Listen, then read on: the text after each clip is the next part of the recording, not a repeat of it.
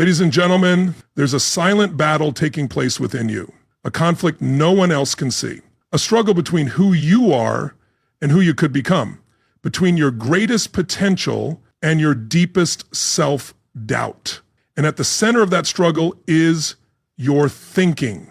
Your thoughts shape the life you live, not your job, not your boss, not the economy, and not the weather. Your mindset is the gatekeeper. It either opens the door to your full potential or keeps you locked in a cycle of mediocrity. Here's the truth. Your life doesn't need to be destroyed to be limited. It only needs your thinking to be compromised. Negative thoughts are not just bad habits. They're like mental viruses. They begin as small whispers, grow into inner narratives, turn into firm beliefs, and eventually define your destiny. Thoughts like, I'm not enough, it's too late, or I always mess things up, are not just passing ideas. They're internal weapons. They chip away at your self-confidence, bury your goals, and make you hesitate when it matters most. And eventually, you no longer need any outside resistance because you've become your own greatest obstacle. That ends today. Today, we let go of that old internal script and create a new mental code, because success, happiness, and personal progress don't arrive by accident. They happen when you choose to eliminate the thinking that keeps you trapped consistently, intentionally, and without compromise. Let me show you how. 10 lessons, not quick tips or surface level tricks, real lessons. Because if you truly absorb them, they'll change the way you see the world, the way you talk to yourself, the way you start your day, and the way you find peace at night. You'll stop being at the mercy of your thoughts and start taking control of them. Lesson 1, learn to observe your thoughts without judgment. Most people assume their thoughts are always true. If they think something, they believe it must mean something important. But your mind isn't flawless. It's shaped by past fears, experiences, cultural influences, and the voices of people who had no authority to define you. Your thoughts are often echoes, not truths. And until you learn to observe them objectively, you'll treat every thought as fact. To break the cycle of negativity, you must stop reacting and start watching. When a thought shows up, pause. Hold it in your awareness and ask, where did this come from? Is it helping me or holding me back? Not every thought that visits deserves to stay. You must train your awareness and build that internal pause. That's how you begin to regain control. Lesson 2, understand the language of your mind. Words are the programming language of the brain. The things you say to yourself in silence become the instructions your mind follows. If you repeatedly tell yourself, I can't, your brain doesn't debate. It listens and obeys. Say, I'm not good with people, and you'll start acting distant, unsure, withdrawn. Not because it's true, but because your mind follows the script you've written. You don't need empty positivity, but you do need purposeful, clear language. Replace, I always mess things up, with, I'm learning fast. Shift, this is too hard, to, this is teaching me strength. Speak as if your words are shaping your future, because they are. Your internal dialogue should align with your vision, not your fears. Lesson 3. Learn to stop feeding the negativity you consume daily. Negative thinking isn't only something you create, it's something you feed through the people you follow, the content you consume, the conversations you entertain, and the inner critic you accept. Negativity doesn't just live in your thoughts, it lives in your environment. If you keep consuming mental junk, your mindset weakens. Just like a poor diet breaks down the body. The health of your thoughts reflects the quality of your mental environment. If you keep feeding your mind junk input, your belief system begins to break down. Just like a poor physical diet weakens your body, a poor mental diet weakens your thinking. Audit what you consume mentally. Remove the sarcasm, the gossip, the endless comparisons. Choose to surround yourself with strength instead of seeking sympathy. Your mental input determines your output, so be intentional, even ruthless, about what you allow into your mind. Lesson 4, understand the power of questions. The mind is designed to answer questions. Ask a weak question like, why do I always fail? And your brain will deliver a list of reasons. But ask a better question, something like, what's one thing I can improve today? And suddenly your thinking shifts from sabotage to strategy. Negative thinkers ask questions that shrink their possibilities.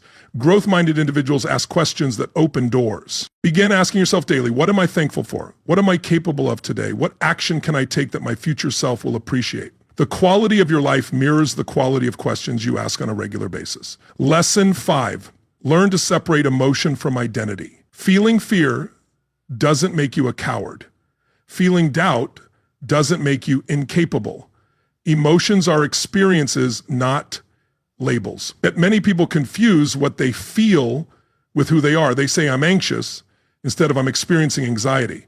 One keeps you stuck, the other gives you space to act. Start saying, I notice I feel overwhelmed, but that does not define me. Let your emotions pass through you without becoming you. Emotions are messengers. They are not your masters. Learn to listen without automatically obeying. Lesson 6, learn to interrupt the pattern. Negative thoughts don't appear randomly. They're habitual. Wake up thinking what you did yesterday, you see yourself and feel the same doubts. You start something new and familiar fears resurface. This isn't a coincidence. It's a mental routine. To break these cycles, you must disrupt the rhythm. When a negative thought surfaces, interrupt it. Say stop. Get up, move your body, shift your posture, change your breath. Speak aloud, step outside. Every change, no matter how small, weakens the old loop. The quicker you catch the thought, the less influence it holds. Lesson 7, know the difference between reflection and rumination. Self-reflection is useful. It promotes learning, growth, and improvement. But rumination is harmful. It's the constant replay of a mistake, not to learn from it, but to punish yourself. Rumination plants seeds of guilt and waters them until they become dense weeds of regret. The key is intent. Are you revisiting the past to evolve or to justify staying stuck? Are you using your mistakes to rise or to reinforce why you can't? Learn to cut the cord on destructive reflection. Tell yourself, I felt it, I've learned, now I let it go. Growth doesn't live in replay, it lives in release. Lesson 8, understand that energy is a choice. Negative thoughts thrive in low energy environments. They gain strength when you're inactive, drained, or disengaged. But your physical state is a powerful tool. Your movement, breath, posture, and tone all send signals to your mind. If you want to shift your thinking, start with your body. Lift your posture, breathe deeper, speak with clarity, train, stretch, run, dance. You don't think your way into high energy, you move your way into mental clarity. When your energy changes, your thoughts follow. Lesson 9, learn to create instead of react. The reactive mind is always in defense mode. It says, what if they don't like me? What if I fail? What if this doesn't work? But the creative mind operates from a place of intention. It asks, what can I build today? What can I make out of this challenge? What small win can I create right now? You're not here just to react to life. You're here to shape it. Like an artist molds clay, you're meant to sculpt each day with purpose. When your mind is focused on creating, it has no time to spiral into destruction. Trade passive worry for active. Lesson 10, learn to forgive yourself. Negative thinking often takes root in unresolved guilt and shame, the silent gnawing belief that you're not worthy of joy because of who you were or what you did. But here's the truth most people never speak out loud. If you do not forgive yourself, you will continue to sabotage your future to punish your past. Forgiveness doesn't mean you approve of everything you've done. It means you release its hold over your identity. It means saying, I did the best I could with the awareness I had, and now I choose better. Every day you refuse to forgive yourself, you reinforce the story that you're broken. But you are not broken. You are building, you are learning, you are healing. Forgiveness is not weakness. It is the highest form of strength. It is how you begin again without carrying yesterday's weight into today's opportunity. Pause, breathe. These aren't just lessons. They are transformations. Each one is a door out of your mental prison. And if you walk through them, not once, but daily, you'll begin to notice something powerful. Your thoughts start serving you instead of sabotaging you. Your energy rises, your confidence builds, and slowly your reality begins to reflect a new pattern, one built on clarity, courage, and strength. You were not born to live with chains around your thoughts. You were not created to suffer beneath the weight of doubt and mental noise. You were made to lead yourself, then lead others. But you cannot lead with a poisoned mind. So clear it, train it, elevate it, The world will try to define you by your worst moments, your failures, your flaws, your fears. But that's not who you are. That's simply where you started. And today you choose differently. You choose power. You choose peace. You choose a mind that works for you, not against you. So take back the pen. Tell your thoughts who's in charge. Become everything they said you couldn't be. Because here's what they never told you. The most dangerous prison is the one you don't even know you're in. It's built slowly, silently, brick by brick, from doubts you never questioned, from voices that weren't yours but became your beliefs, from wounds you never healed but learned to live with. And you've lived in it so long, you began decorating it, calling it home. But just because it's familiar doesn't mean it's freedom. Just because it feels safe doesn't mean it's right. Freedom begins the moment you refuse to accept thoughts that shrink your power. It begins when you question everything you've assumed about yourself. It begins the moment you say no more. No more mistaking anxiety for identity. No more living under the dictatorship of fear. No more being at war with your own mind. Because you were not made to merely survive in darkness. You were made to walk in light. And if you truly understood who you are, what you're capable of recall, you wouldn't waste another second rehearsing pain that no longer serves you. So hear this, you are not your past. You are not your patterns. You are not your worst mistake or loudest doubt. You are potential in motion. You are discipline waiting to be activated. You are resilience wrapped in human skin. You are greatness that was lied to, but never destroyed. Everything you need to rise already lives inside you.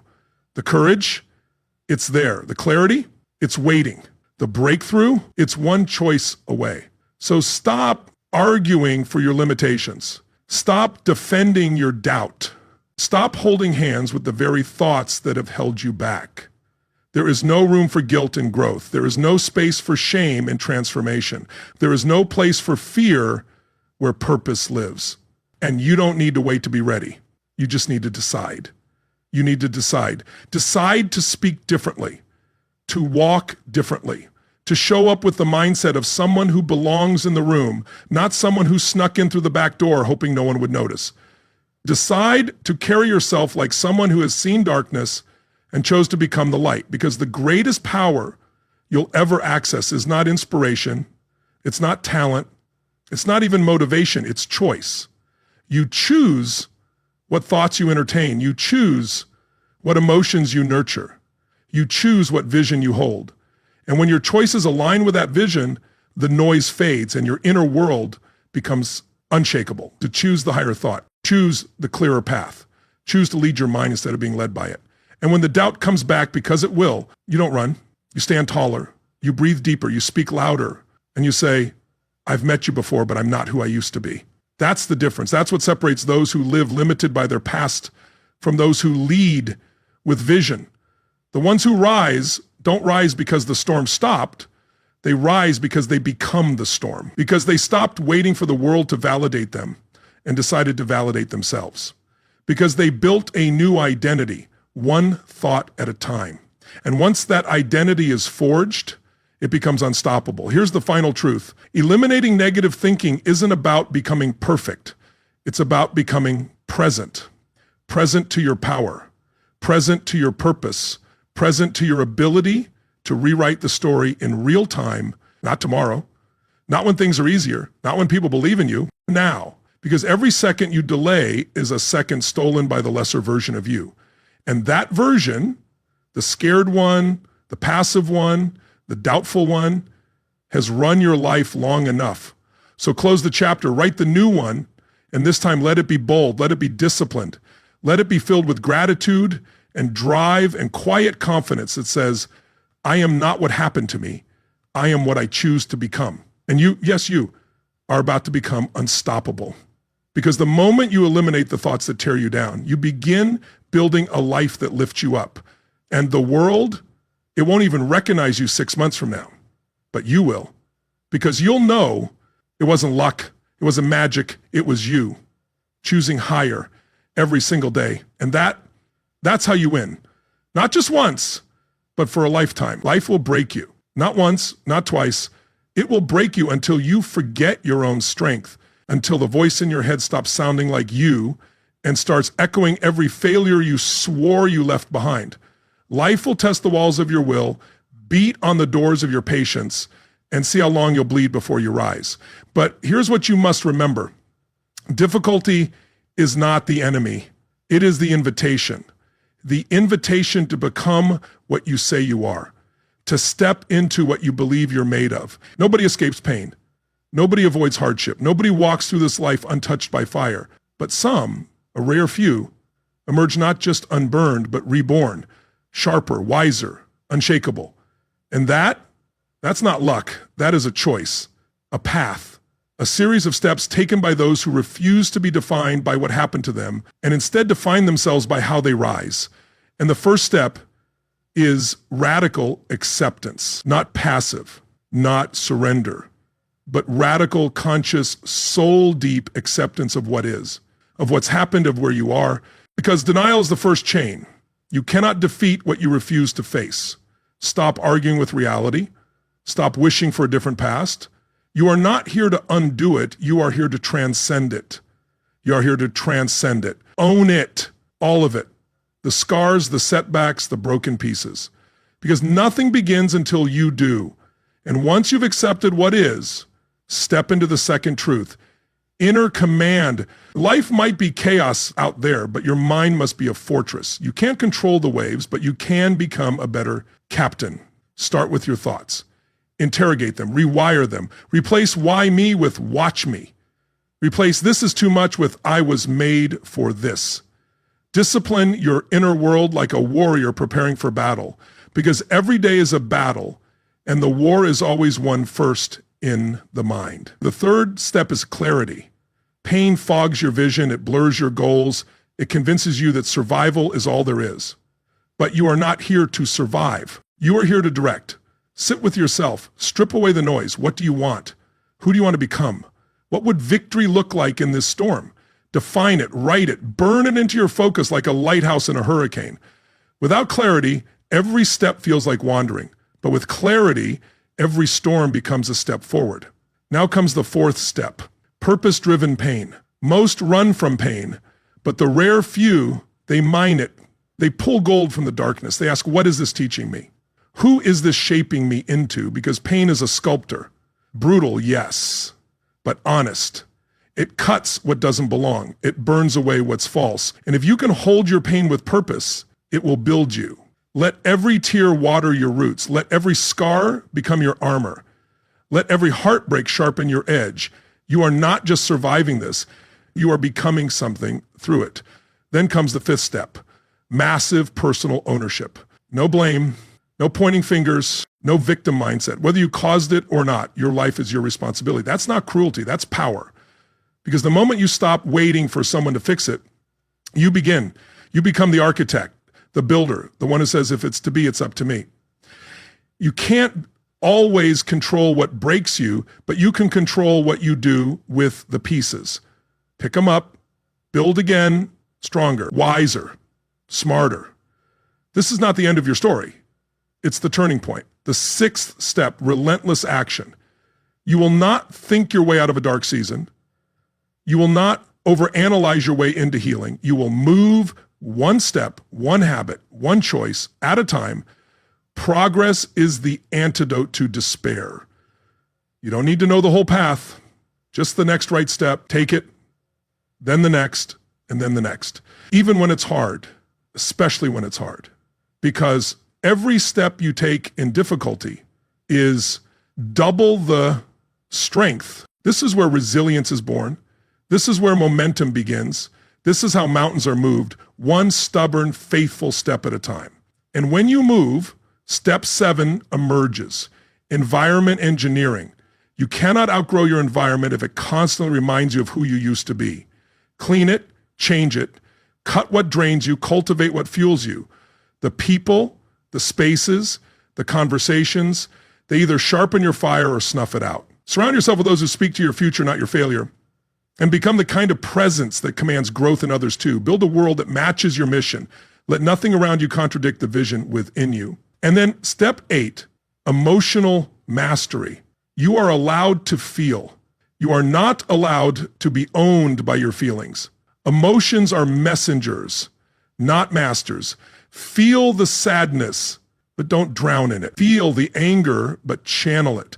Feel the fear, but walk anyway. Master your emotions, not by suppressing them, but by leading them. Name them, move through them, use them. You are not weak for feeling. You are powerful when you harness those feelings and give them direction. And what do you harness them for? That brings us to step 9, creative reinvention. Life's difficulties are often disguised invitations to evolve, to create a new way of living, a new system, a new self. Don't just survive the storm, redesign yourself through it. Let hardship give birth to innovation, to new routines, to new ways of thinking, to a version of you that wasn't even possible before the pain arrived. And when the world says you've changed, smile and say, exactly, because change was always the point. And then comes the 10th step, spiritual grounding. Whatever your anchor, faith, values, principles, return to it. Let it hold you steady when everything else shakes. Let it remind you this pain is not permanent. This struggle is not your identity. You are anchored to something greater than the moment, to truth, to calling, to eternity. That grounding isn't weakness, it's your root system. And the deeper the roots, the stronger the storm must be to move you. Step 11, gratitude in the grind. This isn't about fake smiles, it's about warrior vision. Seeing the value in the battle, being grateful, not because it's easy, but because it's forging something eternal in you. Thank the difficulty, not because it's pleasant, but because it's purifying. Gratitude in pain doesn't mean you like it, it means you own it. And finally, the 12th most unstoppable step, recommitment. Not once, not twice, every day. Every morning, every breath, you recommit to your vision, your future, your highest self. Because life will test your consistency more than your intensity. But if you wake up and recommit again and again and again, there is nothing you cannot overcome. Nothing that can bury you. Nothing that can stop you. Because you are no longer just reacting to life, you are rising through it. So rise not with noise, but with knowing. Not with anger, but with alignment. Not with fear, but with a ferocity rooted in clarity. Because from this moment forward, you do not see difficulties as detours. You see them as doors. Doors to deeper strength, sharper wisdom, unshakable resilience. And now you know how to walk through them. Head high, heart open, feet, because now you don't crumble under pressure, you crystallize. Now you don't flinch when things fall apart, you forge new things from the rubble. Now you don't beg for rescue, you build the ladder. The world may not see the war you fight inside, but it will feel the force of who you've become because of it. Because you are no longer just surviving this life. You are shaping it with every thought, every step, every choice that says, I do not retreat. I reclaim. Reclaim your vision, reclaim your power, reclaim your name. Not the one the world gave you, but the one that was always written inside. The name of a builder, a leader, a finisher, a force. And when the next wave comes, and it will, you'll smile, not because it's easy, but because you remember who you are now. You've walked through fire and you came out carrying light. And that light, that unbreakable flame, it doesn't just illuminate your path, but it lights the way for others. Because the truest mark of someone who's overcome real difficulty isn't the scars they wear, it's the strength they give away. It's the way they speak life into broken souls. It's how they show up for others even when no one showed up for them. It's not about leading with performance, but with presence. Not with pretense, but with peace. That is the true legacy of the overcomer. Not merely to survive, not just to succeed, but to serve, flowing from the deep wisdom forged in darkness. Because those who've walked through fire don't fear it. They become it. And they burn with grace, with clarity, with a calm and steady intensity that says, I don't need the path to be easy, I just need to be prepared. And now you are prepared for whatever lies ahead. Not because you've figured everything out, but because you've mastered what matters most. You know how to keep moving, not flawlessly, not without pain, but with power. So move forward, carry the wisdom, carry the fire, carry the light, and let every storm you've conquered become evidence that nothing, not anymore, has the power to hold you down. Because once you understand that the weight of the world can't crush what's been forged inside you, you no longer fear the pressure. You welcome it. You say, let it come. Because now adversity doesn't overwhelm you, it ignites you. You don't run from challenge. You seek it. You don't ask for an easier way. You sharpen yourself for the one you're meant to walk. You rise earlier. You stay longer. You breathe deeper. When others break, you move with them, with steady fire, because you've earned it, not by chance, but through trial, through earned belief. And when others ask how you keep going, you won't need to explain. Your life will show them. Your eyes will reflect the depth of someone who stayed and didn't quit. Your words will resonate, not because of theory, but because of truth lived. Your presence will change rooms, not from loudness, but from the weight of intention. And the world pays attention to those who've done the work. So let this be your vow, that no matter what comes, you won't shrink, you won't retreat into doubt, you won't surrender your power to fear, to failure, or to fatigue. You will rise, you will adapt, you will learn, you will overcome, not one day, but every day. And because now, that's who you are. Not a survivor, a builder. Not a wanderer, a warrior. Not a victim. Voice. Every quiet morning where no one saw, the grind, the wounds, the healing, the rebuilding, all of it. Every second has led to this undeniable truth.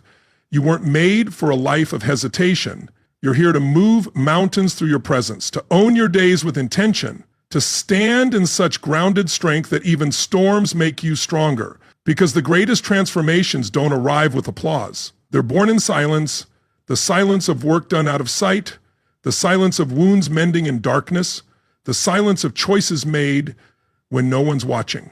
And from that silence, something unstoppable is born. Conviction, unshakable, unbreakable, unmistakable conviction. The kind that turns heads, not because you shout, but because your life speaks volumes. And what it says is this: I've walked through fire, and I carry light. I've been through hell, and I returned with heaven in my heart. I've been broken, but I was never buried. I was reborn, and now you walk through life with a different presence. Not looking for validation, not chasing comfort, but carrying the message that every obstacle is fuel for your rise. With that fuel, you stop waiting for the world to understand you. Instead, you become a reminder to the world that true power doesn't always speak loudly. Sometimes it's found in the way you keep your word, in how you carry yourself under pressure with calm and composure, in how you do simple things, but with relentless consistency. And when difficulty knocks again, as it always will, you won't answer with fear, but with fire in your eyes. You'll smile, not because you're untouched, but because you've trained for this. You've become the storm. Now, life's challenges no longer define you. They refine you. They sharpen your edge. They deepen your foundation. They elevate your identity. Because now you know with certainty that greatness was never supposed to be easy. It was always meant to be earned. And you're no longer intimidated by the price. You're ready to pay it. Each morning, you rise with purpose, not passivity. Each night, you rest knowing you gave everything, not for applause, not for titles, but because for someone who's seen their own strength, there is no other way to live. So take this fire, take this resilience, take this truth, and step back into the world like someone who knows. No matter what life throws at you, you are called, or not just strong enough to endure, you are bold enough to build. From now on, there is no storm that can outrun the strength of who you've become. And so you walk forward, not as who you once were, but as who you've chosen to be. With every step, you no longer carry the burden of doubt, you carry the confidence of discipline.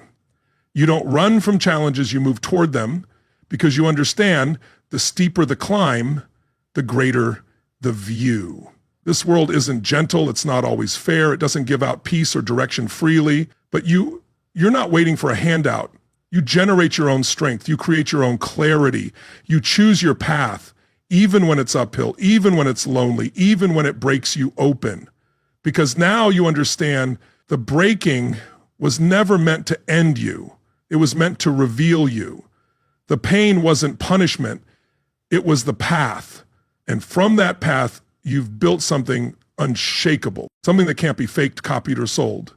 A spirit that refuses to fold. You've turned every hit into horsepower, every loss into leverage, every setback into direction. So when the next storm approaches, you won't ask, can I make it? You'll ask, What strength is this here to reveal? Because now your faith is louder than your fear. Your work ethic drowns out your excuses. And your commitment, it's no longer a feeling, it's a decision. Final, firm, uncompromising. So stand tall, chin up, eyes clear. You weren't built for ease, you were made for elevation. Now that you remember who you are, there's nothing this life can throw your way that you can't rise through and rise above. Not anymore. And this doesn't end in silence, it ends in certainty. Certainty that you, forged in fire, grounded in truth, reborn through adversity, are no longer just surviving, you are leading, not by luck, not by circumstance, but by the unwavering choice to rise again and again until your life becomes the undeniable proof that nothing can stop a soul that refuses to quit. Because in the end, the most priceless thing you carry isn't talent, it's not luck, it's not even fearlessness. It's the one thing you never get back, the one thing more costly than failure, the one thing more powerful than fear, your decision. It's time, the quiet currency of your life. Every single second is being spent. The only real question is, are you investing it or are you wasting it? Because whether you rise or remain, whether you build or break, whether you thrive or fade quietly into the background, will be determined by how you manage time. And the truth is, time itself isn't the issue. You have enough 24 hours, just like every great individual who ever lived. The real challenge is attention. It's intention. It's what you allow to steal the most valuable resource you'll ever have. You don't need more hours in a day, you need more ownership. Time isn't something to use when it's convenient, it's something to lead. And if you don't learn to lead your time, the world will use it for you. Every scroll on your phone is a withdrawal. Every meaningless conversation pulls from your account.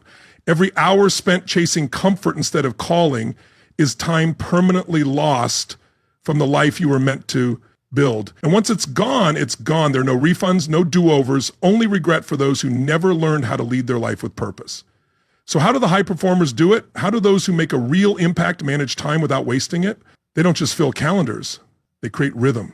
They build systems. They guard their focus like it's sacred, because it is. It starts with a clear, unapologetic shift in thinking. Stop asking, what do I have time for?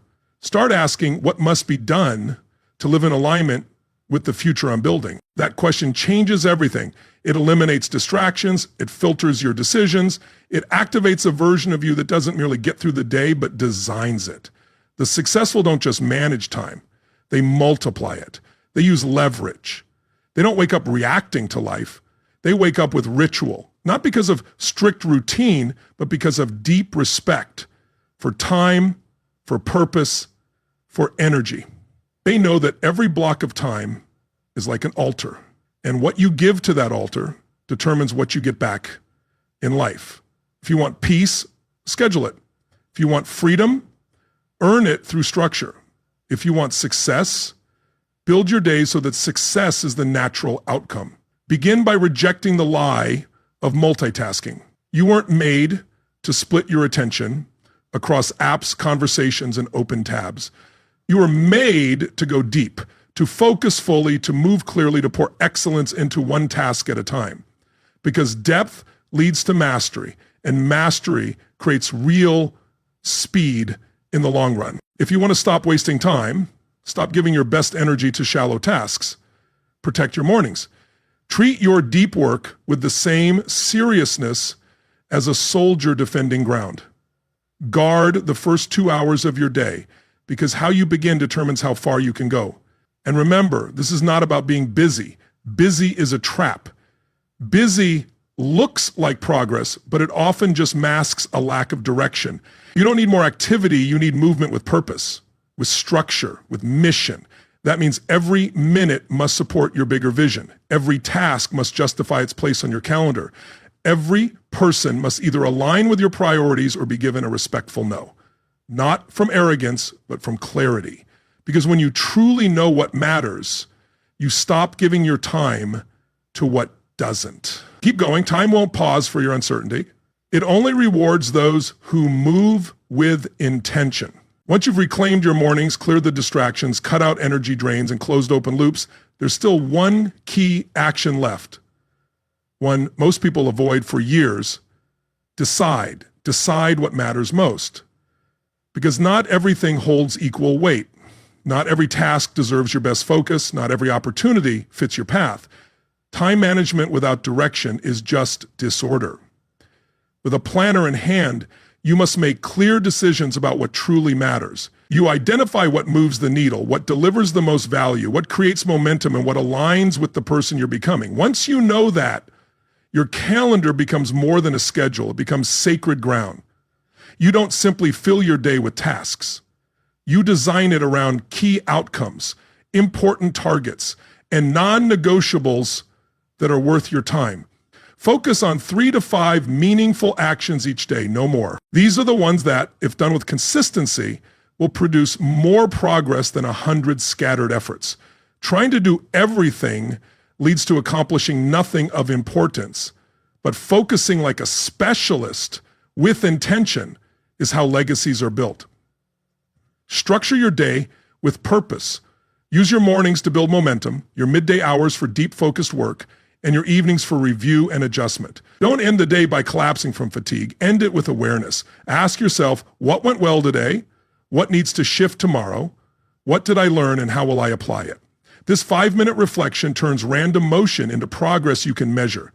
When done consistently, days form into productive weeks. Those weeks become strong foundations, and time itself begins to follow your structure. Because here's the real truth. You don't control time. You control how you show up within it. And when your energy is guided by discipline, you're focused by clarity, and your choices by purpose, time starts to work for you. You don't run out of time. You run it. You lead it. You use it deliberately. And that is how you begin to build a life that reflects your vision, not one driven by distractions. This is how you stop wasting time. You stop living on autopilot. You stop waiting to feel motivated. You stop responding to life as if you have no control. You begin to lead your day with the posture of someone who understands that every hour holds potential. And from that perspective, each morning becomes a chance to build, not react. So let this be the shift. You no longer avoid your responsibility to lead yourself.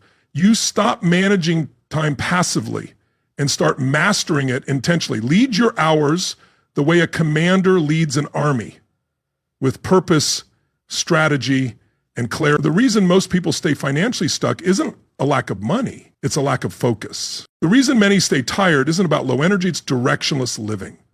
And the reason so many reach the end of life full of regret, it's not a lack of ability, it's because they allowed their time to be consumed by what didn't matter. But that won't be your story. Because now you see time differently. It's not just hours on a clock, it's access. It's not just minutes, it's moments that can change everything. You weren't given this life to count hours. You were given it to make your time count. So stop saying, I'm busy. Start saying, I'm building. Stop saying, I don't have time. Start saying, I don't make time for what doesn't serve my future. You are not a passive manager of time. You are the architect of your future, and your schedule, the way you plan and protect your time, is shaping your life. From now on, your calendar is a commitment. Your daily choices are a reflection of your values. Your habits are a statement of who you are becoming. So every hour matters, every decision counts. Every breath is either lost to distraction or invested in building something greater. No more drifting, no more waiting, no more hoping someone else will give you direction. Start the day early, set the tone, move with focus, create in silence. Guard your time like it's priceless. Build your life with the precision of someone who knows the future depends on how they spend today. Time is not the enemy, it's not the excuse, it's not your weakness. Time is the test. And from this moment forward, you no longer live by the clock, you live by calling. Let others watch. Let time pass. Let distractions try to pull you off course. But you rise, you lead, you take ownership of every moment, and you make time serve the life you're building.